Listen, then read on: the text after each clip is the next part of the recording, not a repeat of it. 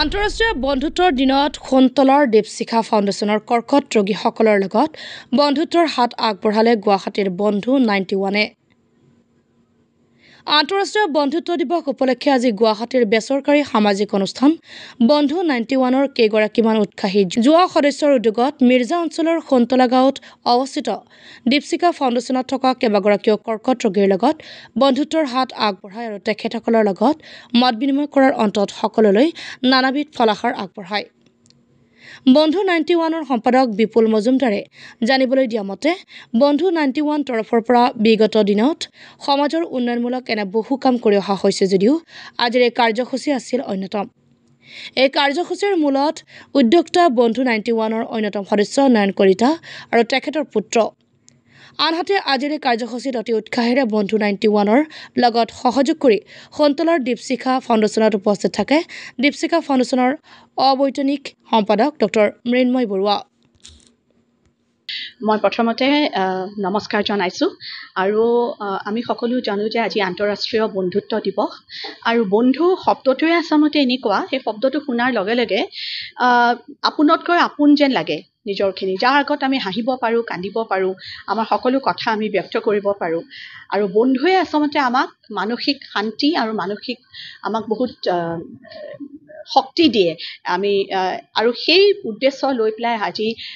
মই ভাবোঁ আজি খুব এটা গুৰুত্বপূৰ্ণ দিন, কাৰণ আমি যিটো সংস্থা বা যিটো অনুষ্ঠান আজি আমাৰ দীপশিখাৰ শান্তিস্থললৈ আহিছে সেইটো হ'ল আমাৰ বন্ধু 91 আৰু তেওঁলোকৰ নামটোৱে বন্ধু 91 আৰু আজি বন্ধুত্ব দিৱসৰ দিনাখন সকলো বন্ধু মিলি পেলাই তেওঁলোক আহি পেলাই আজি আমাৰ ইয়াৰ ৰোগীসকলক অকণমান মৰম যাচিছে আৰু ৰোগীসকলক তেওঁলোকে অকণমান মত বিনিময় কৰিছে। আৰু মই ভাবোঁ এই বন্ধু 91 যিটো তেওঁলোকে আৰম্ভ কৰিছে, এইটোৰ যিটো উদ্দেশ্যৰে আৰম্ভ কৰিছে, মই ভগৱানৰ ওচৰত প্ৰাৰ্থনা কৰিছোঁ যাতে তেওঁলোকৰ উত্তৰ কামনা কৰিছোঁ আৰু তেওঁলোকে যাতে অনাগত দিনত আৰু যাতে তেওঁলোকে সমাজৰ কাৰণে কাম কৰিব পাৰে, অনাগত দিনত তেওঁলোকে সমাজৰ কাৰণে আৰু যাতে সমাজৰ মানুহক তেওঁলোকে মৰম যাচিব পাৰে, সেইটো মই আশা কৰিছোঁ। কাৰণ আমি জানো যে যেতিয়া যিকোনো এটা অনুষ্ঠানত হওক বা য'ত ৰোগী থাকে বা যিসকল মানুহক সহায় লাগে, তেওঁলোকৰ ওচৰত যেতিয়া নিস্বাৰ্থভাৱে কোনোবাই গৈ তেওঁলোকৰ ওচৰত সমভাগী হয়, সহায় শব্দটো আচলতে বহুত ডাঙৰ শব্দ, কিন্তু সমভাগী হয়, তেতিয়া সেই ৰোগীজন বা ৰোগীৰ পৰিয়ালে বহুতখিনি সাহস পায়, প্ৰেৰণা পায়, উদ্যম পায়। আৰু সেইখিনি হয়তো তেওঁলোকৰ যিটো অনুষ্ঠান বন্ধু 91 তেওঁলোকৰ সেইখিনি তেওঁলোকে বিশ্বাস কৰে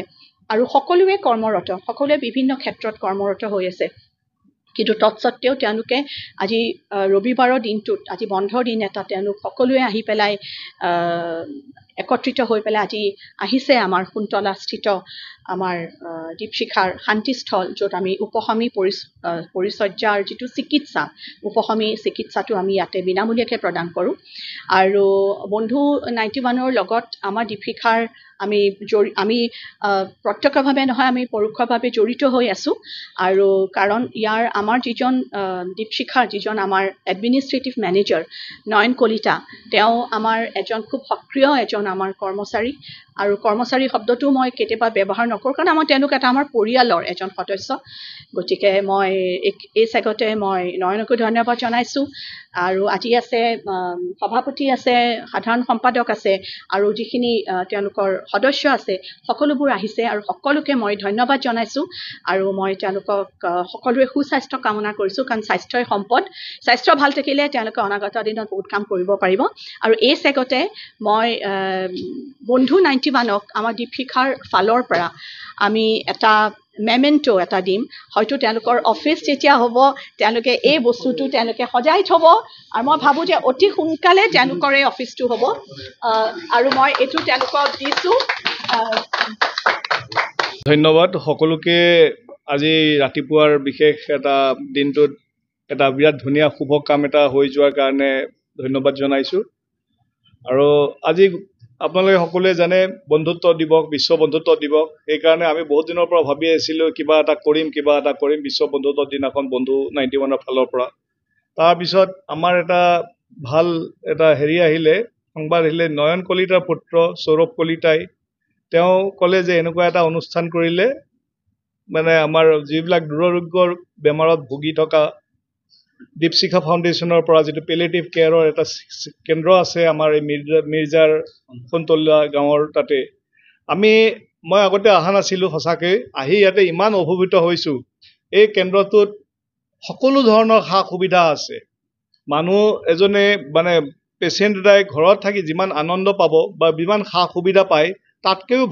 নভবা ধৰণে ইয়াতে ইমান ধুনীয়া সুবিধা আছে আৰাধনা কক্ষ আছে টিভি চাব সুবিধা আছে কিতাপ পঢ়িব সুবিধা আছে খোৱা লোৱাৰ ক্ষেত্ৰত সববিলাক ক্ষেত্ৰত ইমান ধুনীয়াকৈ কেন্দ্ৰটো পৰিচালনা কৰিছে এইকাৰণে মই বাইদেউ আমাৰ অবৈতনিক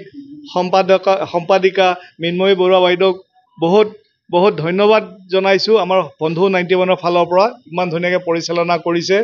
আৰু লগতে আমি বন্ধু 91ৰ পৰিচয় দিব গ'লে আমি এনেকুৱা সামাজিক কামবিলাক বহুত দিন আগৰ পৰাই কৰি আছোঁ ইয়াৰ আগতে আমি বাইদেউ হাইস্কুলৰ শিক্ষান্ত পৰীক্ষাৰ্থীবিলাক যিবিলাক সুকলমে পাছ কৰিছে তেওঁলোকক সম্বৰ্ধনা জনাইছোঁ আমাৰ স্কুলৰ যিবিলাক বিদ্যালয়ৰ আগৰ শিক্ষক আছিলে আমাক পঢ়ুৱা শিক্ষক আছিলে তেওঁলোকৰ ঘৰলৈকে যাই আমি তেওঁলোকক সম্বৰ্ধনা জনাইছোঁ আৰু ইয়াৰ উপৰিও আমি বিভিন্ন ধৰণৰ কাৰ্যসূচী লৈছোঁ যেনে আমাৰ বৃক্ষৰোপণ কাৰ্যসূচী কৰিছোঁ বন্ধু 91ৰ ফালৰ পৰা আৰু আমি বহুত ঠাইত মানে গুৱাহাটীৰ বহুকেইখন কৰ্ণাৰত লেতেৰা পৰিৱেশত চাফা কৰিছোঁ আমাৰ স্কুলত কামৰূপ একাডেমীটো চাফাই অভিযান কৰিছোঁ এনেকুৱা ধৰণৰ বহুতবিলাক অনুষ্ঠান পৰিচালনা কৰাৰ পিছত আজি বন্ধু 91ৰ এই যিটো আজি কাৰ্যসূচী হাতত লৈছোঁ এইটো সঁচাকৈ